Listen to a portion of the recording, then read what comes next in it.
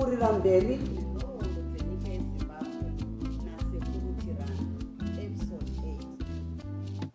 Ndakambotsvaga nhekwe yangu ndiye fodya muruoko rwerudyi ndo kumalosahwira wangu ndakaona atambanudza ruoko ndikamupawo.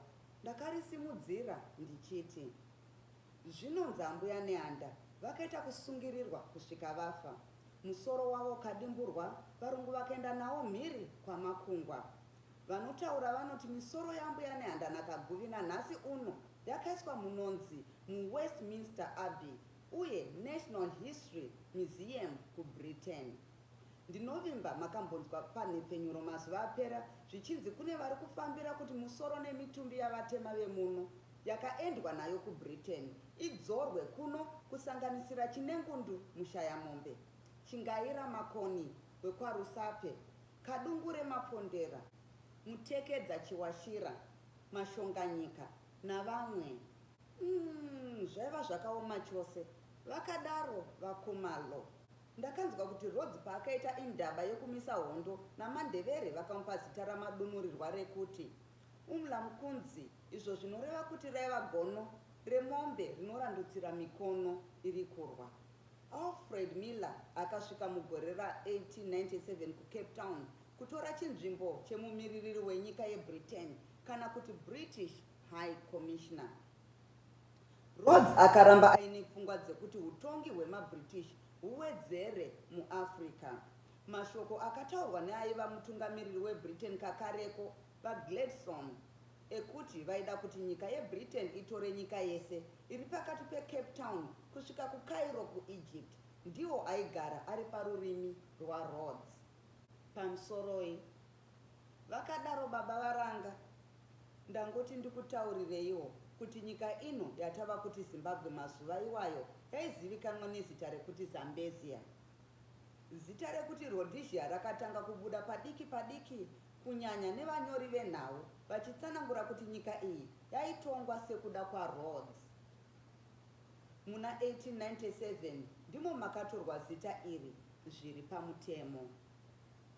Rhodes akaenderera mberi nekuda kuti nyika yaiva kumaodza nyemba kwaZambezi ikwane muurongwa hwake hweCape Town kusvika Cairo.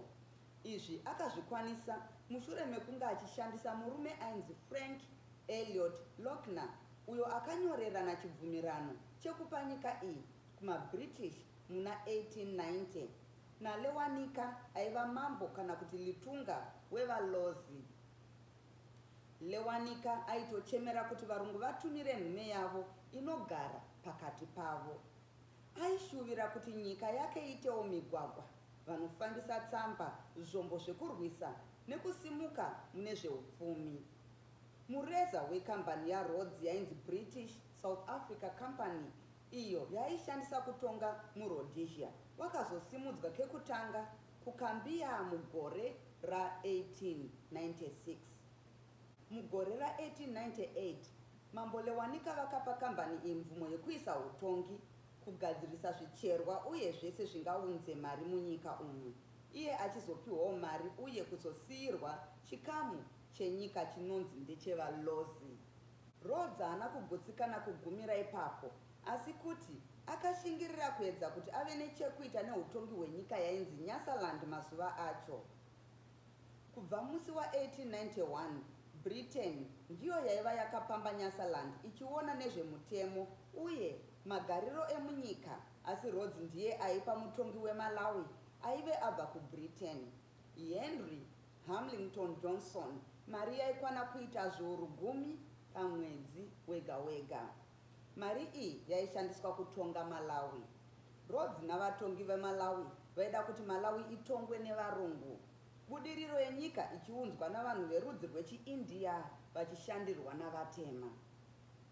Kunyange zera raRhodes raiva risati ranyanya kukura, zvinonzi mumakore ekuenda kunana 1900 airatidza kuti utano hwake hwaiva husina kumira mushe, zvichibatanawo nematsaona anenge anokwana 4 ekudonhedzwa pasi nebhiza akaritasva. Zvakaita kuti utano hwake husave mune zvakanaka.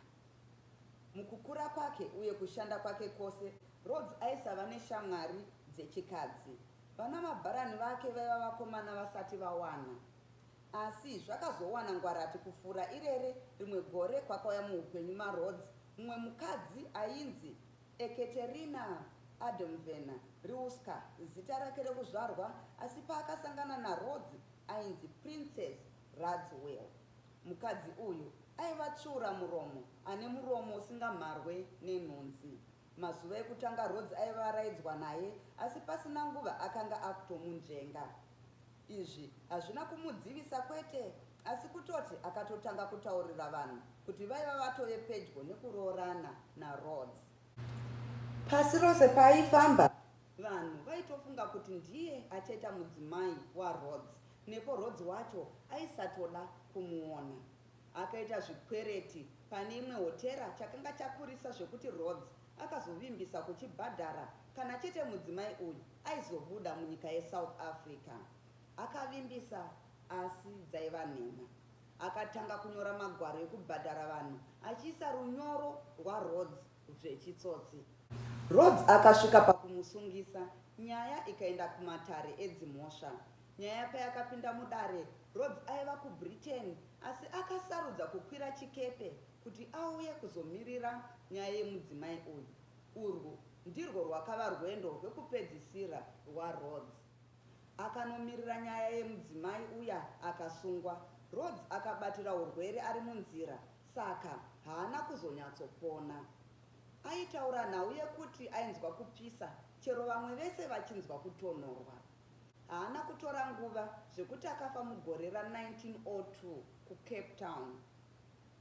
Mashoko ake ekupedzisira zvinonzi akati akanga aita zvinhu zvishoma pane zvaaida kuita muupenyu, asi zvizhinji ndizvo zvisina kuitwa. Paakafa upfumi hwaRhodes hwaiva mamiriyoni mana amapaunzi. Shamwari yake Bate akafa neupfumi hwaisvika mamiriyoni amapaunzi masere. Kunyange akafira kuSouth Africa, mutumbi wemushakabvu Rhodes wakatakurwa kuenda nawo kumaTopos, uku akanga asiya ataura kuti aizoda kuvigwa. Pane nhetembo yakanyorerwa Rhodes nemunyori akazoita mukurumbira pasi rose ainzi Rudyard Kipling. Nhetembo iyi yakaverengwa panguva yekuvigwa kwaRhodes nababa vezvemweya vekuMashonaland. Mandevere vakapa ruremekedzo rwamambo panguva yekumuviga iyi. Kubva kuya kwaita Rhodes, nyika ino yaitongwa neBritish South Africa Company. Mugore ra1900, vachena vaigara muno vakapiwa mukana wekutumira nhume dzavo muSouthern Rhodesia Legislative Council. Pakatanga hondo yepasi rose, Southern Rhodesia yakatumirawo varwi. Utongi hweBSAC hwakapera mugore ra1923. Panguva iyi pakazoita tsvagurudzo yekuti vachena vemunyika ino vaida kuzvitonga vega here vari pasi peBritain, kana kuti vaida kuzoita mubatanidzwa nenyika yeSouth Africa. Mabhunu vakanga vazobatana nemaBritish mushure mekukundwa muhondo yaiva pakati pemabhunu nemaBritish.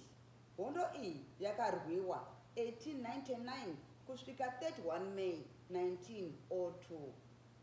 General John Smith aiva mumwe wevatungamiri veSouth Africa akauya kuzotaura achionesa chaiva chakanakira nhau yekuti nyika ino ibatane neSouth Africa, ichiita dunhu rechishanu munyika yeSouth Africa. Zvisinei, varungu vemuno vakaramba vakati vaida kuzvimiririra vega. 1939 kwakaita hondo yapasi rose yechipiri. Southern Rhodesia ikatumira vanhu vainorwa. Sepakutanga vari kudivi reBritain. Hondo ichipera muna 1945, nyika yeSouthern Rhodesia yakawedzera uwandu hwevarungu vaigara munyika zvakapetwa kaviri mumakore mapfumbamwe. Mugore ra1948, mushure mekunge vazvitonga kwamakore 25 kubva muna 1923, dare repariamende raitonga nyika rakatsvaga kuti vapiwe kuzvitonga kwavaiti dominion status kubva kuBritain. Mutungamiri wedare iri ainzi Godfrey Huggins. Akazotora zita rekunzi Lord Malvern. Akaona zvakanaka kuti Southern Rhodesia ibatanidzwe neNorthern Rhodesia pamwe neNyasaland dzichitongwa neBritain. Ukama pakati pevarungu navatema hwaiva husina basa kuti uyu mundevere here kana kuti mushona, nekuti varungu vaizviona vari pamusoro pemutema.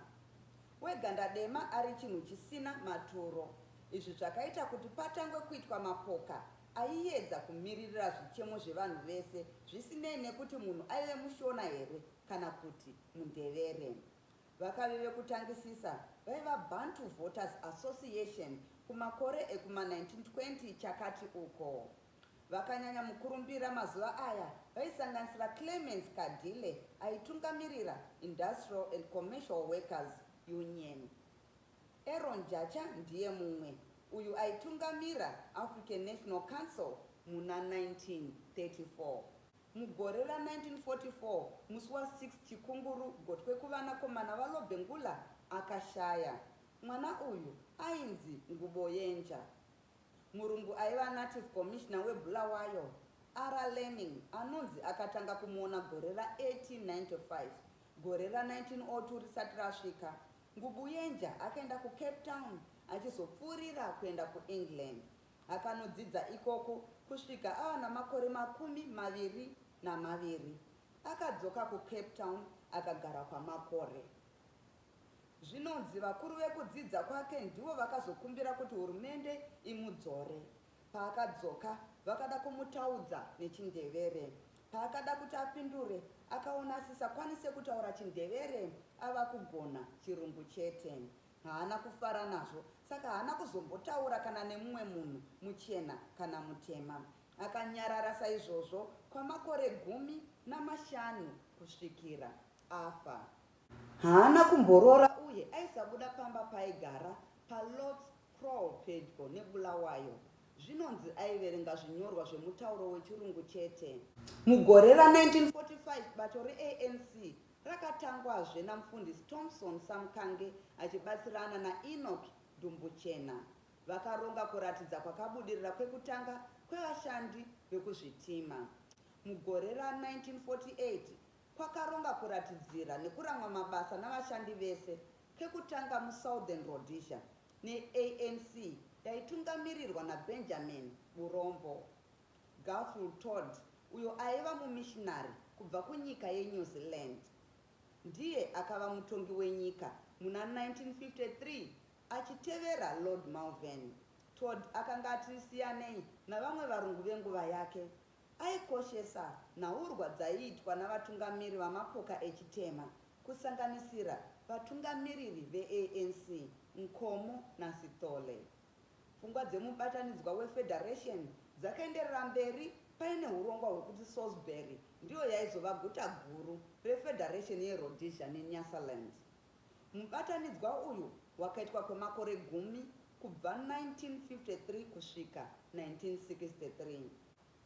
Zvimwe zvikuru zvakaitika mazuva eFederation kwaiva kuvakwa kwemudhuri weKariba, uyo wakaita kuti magetsi anogadzirwa namamvura akwanisike. Magetsi aya moto wakachena uye usingadye mari yakawanda. Vanhu vemunyika uye vekunze vanofarira kushanya kuKariba. Mhuka dzese kunyanya hombe dzinowanikwawo kuKariba, izvo zvinodaidza vanoda kudziona uye kuvhima zviri pamutemo. Vanoda kuraura kana kutamba mumvura vaiwana mukana vese. 1955 kwakatangwawo bato rainzi City Youth League ichitungamirirwa navanhu vaisanganisira Dunduza Chiziza, George Nyandoro naJames Chikema. Ikazoparurwa zviri pamutemo muna 1956. Roy Wellingsky aigara kuZambia ndiye akatora chigaro chekutungamirira Federation kubva 1956 kusvika 1963. 1957 ANC yakatangwa zvakare, asi rwendo rwuno ichitungamirirwa naJoshua Nkomo. Nkomo aiva muzukuru wemukuru ainayisa mvura mazuva aLobengula. Nkomo akaberekwa mugore ra1917 kuruzevha rweSomokwe kuchamhembe kweBulawayo. Nkomo aiva muvhangeri wekereke yeBritish Methodist. Munyika ino maiva navanhu zviuru 52 vaikwanisa kupinda musarudzo dzekutsvaga mutungamiriri wenyika. Asi ipapo vanhu 500 nevanhu 60 ndivo vaiva vatema chete. 1957 ndiro gore zvekare rakawana nyika yeghana kuzvitonga kuzere. Nyika yekutanga muafrica, Todd akabiswa pachigaro kukauya Edgar Whitehead muna 1958. Muna 1959 hurumende yakarambidza uvepo hwebato reANC. 1 January 1960 kwakatangwa bato rainzi National Democratic Party yaitungamirirwa naMike Mawena. Hurumende yakagadzirawo mutemo wainzi Law and Order Maintenance Act kana kuti LOMA, LOMA. Mutemo uyu waidzivisa kuti munhu ataure zvaanoda, kuti munhu aende kwaanoda, ashaye kodzero dzekuva nezvinhu zvisiri mumaziso eruzhinji. Waidzivisa kunge uine vamwe vaungade kuva navo uye pamunosangana. Chikuru pane zvese, waibvumidza kuti munhu asungwe achivharirwa asina kutongwa. Mutungamiri weBritain, Harold Macmillan, vakataurira pasi rose vari muAfrica kuti kwaiva nemhepo yaiunza shanduko muAfrica muna 1960. Congo yakawana kuzvitonga kubva kuBelgium mumwedzi wachikunguru. Nigeria ikazvitonga kubva kuBritain muna 10 Nyika 13 dzaitongwa nenyika yeFrance dzakasunungurwa, pfumbamwe dzacho muna Nyamavhuvhu. Mubatanidzwa weSomalia ukatanga kuonekwa senyika imwe. Vakasarudzwa kutungamirira NDP vaisanganisira mutungamiri webato vaJoshua Nkomo, mutevedzeri wavo vaMorton Malianga, munyori mukuru George Silunduka, mutevedzeri wemunyori mukuru Enos Nkala, mubati wehomwe aive mufundisi Ndabaningi Stole, munyori wezvemari Jason Siapapa Moyo, munyori wezvekudyidzana akanzi ndiRobert Gabriel Mugabe. Pakasarudzwa nhengo dzeNational Council dzaisanganisira Herbert Chitepo, Michael Mawema naLeopold Takawira. Rimwe bato rinonzi Zimbabwe National Party rakatangwa 1961 asi harina kwarakaenda nako. Muna 1961 makare, mwedzi wachikunguru, vatungamiri veNDP vakatsanya kwezuva rimwe chete vakakumbira chaunga chavo kuti chibise shangu namasokisi. Muna Nyamavhuvhu, NDP yakaita kuratidzira kwekuti vanhu vaienda vachinopfugama mumakereke ese aisarudza ganda remunamati. Mumwedzi waMbudzi, vanhu vakanzi vasatenge doro. Mwedzi ya10 naMbudzi, vanhu vakati kumamisha hakwaifanira kugarika, vakapwanya zvikoro, dzimba dzevarayiridzi, madhibhi uye nzvimbo dzinotengeswa doro. Musi wa9 Zvita 1961, NDP yakanzi ichada kuonekwa zvekare sebato munyika muno. Mazuva mashoma akatevera, musi wa17 Zvita, ndipo pakatangwa bato rinonzi Zimbabwe African People's Union. Zvakatorera bato idzva iri mwedzi mupfumbamwe chete kuti rirambidzwe nehurumende. Tanzania neZanzibar zvakawana kuzvitonga kuzere muna 1961. Utongi hwaWhitehead hwakapera kukatanga utongi hwaWinson Field muna 1962. Uganda yakasununguka muna 1962. Mitemo mitsva yairambidza bato rinenge rarambidzwa kuti rikwanise kuchinja zita. Mutongi weRhodesia panguva iyoyo ainzi Edgar Whitehead. 6 Chikumi 1963, Nkomo naChikema vakataura mazita evanhu 10 nemumwe chete vavaiti imhandu dzemusangano weZAPU. Vamwe vakataurwa vaisanganisira Ndabaningi Stole, Takawira Mugabe naMalianga. Musi wa8 Chikunguru 1963, kumba kwaEnos Nkala kuHighfield, bato rinonzi Zimbabwe African National Union rakatangwa richitungamirirwa namufundisi Sitole. Mugabe akasarudzwa asipo kuti ave munyori mukuru. Nkomo akatangisa bato rinonzi People's Caretaker Council mushure mamazuva 10 izvi zvaitika. PCC yaiva navanhu vaiva vakavimbika kuna Nkomo. Mapato maviri aya akabatana pauro vachipondana. Zvaingoti pasangana zvikwata zviviri izvi zvibhakera zvaibaka, vachipisirana dzimba kutakana namabwe uye kushungurudzana. Kubvira muna 1963 vechitema vakatanga kutora zvombo vachimukira utongi hwavarungu. Kenya neZambia zvakasununguka muna 1963. Zvinonzi varungu vasati vauya, vanhu vatema vaisvika zviuru 300 chete. Asi mugore ra1964 vatema vaiva vosvika pakati pamamiliyoni 4.5. Ian Douglas Smith akatorawo ushe kubva kuna Field muna 1964. Robert Mugabe akasungwa akatongerwa kugara mutorongo kumwedzi 21 nekuti akaramba kudzora mashoko ainzi aikonzeresa sezvaaipomerwa. Muna Nyamavhuvhu wegore ra1964 PCC neZANU zvakarambidzwa nehurumende itsva yaSmith. Varungu vanoti Britain ndiyo yakazoparadza mubatanidzwa weFederation. Mazuva avaigadzira mubatanidzwa uyu, Southern Rhodesia yakambenge yaudzwa kuti mubatanidzwa uyu ukasashanda yaizopiwa mukana wekuzvitonga neBritain. Asi pakaparara mubatanidzwa uyu, North Rhodesia neNyasaland ndivo vakapiwa mukana wekuva nerusununguko. Britain yaiti South Rhodesia yaifanirwa kuzopiwa kutonga kuzere kana vazhinji vanova vatema vave kukwanisa kuzvitonga. Varungu vachitiwo vatema havasati vagadzirira kupiwa masimba kuti vazvitonge. Ian Smith aitotaura kuti aisatenderana nekupa vatema mukana wekuti vazvitonge chero pachiuru chamakore aizotevera. Britain yaida kuti chirongwa chekupa vatema masimba chiitwe chimbi-chimbi. Vatema vacho vaiva vatononokerwa, uku varungu vaitonga vachiti tichavapa pamberi apo. Smith nebato rake reRhodesia Front vakataurira nyika yeBritain kuti havasisina chekuita navo. Vakati haiwa tava kuzvirumura, hatingamirire kuti mutiudze zvekuita. Iyi ndiyo inonzi Unilateral Declaration of Independence kana kuti UDI. Izvi zvakaitika muna 1965.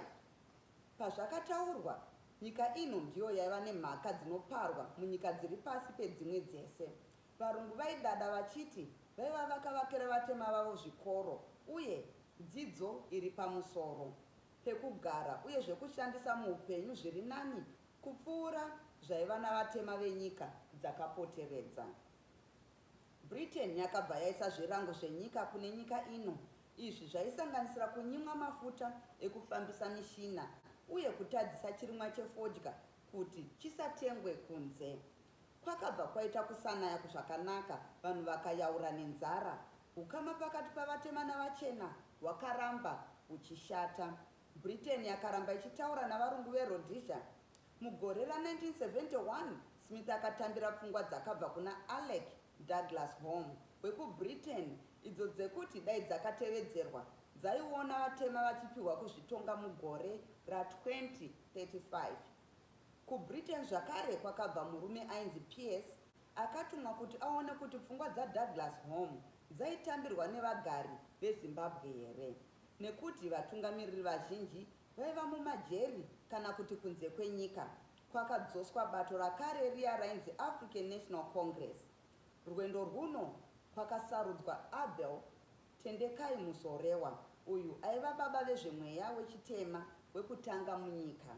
Mugore ra1972 PS Commission inonzi yakawana kuti varungu vaitambira pfungwa dzaDouglas Home, asi vatema vachiramba. Hondo yechimurenga yakanyatsotanga mugore ra1972. Mugabe akazobuda mujeri muna 1974. Mugagawo Declaration yakaitwa navarwi vebato reZANU ndiyo yakaramba utongi hwamufundisi Sithole, ichivatsividza naRobert Mugabe uyo aiva mujeri panguva iyi. Achibuda mujeri, Mugabe ndiye akatanga kutungamira ZANU. Herbert Chitepo aiva mumwe wevakuru veZANU akafa nenzira yekuputikirwa nemotokari yaiva yakateiwa. Nanhasi vanhu veZANU vanongonakurirana nyoka menyu ameno kuti akaurayiwa nani. Uku ndiko kupera kwenhaurirano pakati pasekuru Chirandu nemuzukuru wavo nemuvakidzani vaKhumalo. Ndatenda nekuteerera.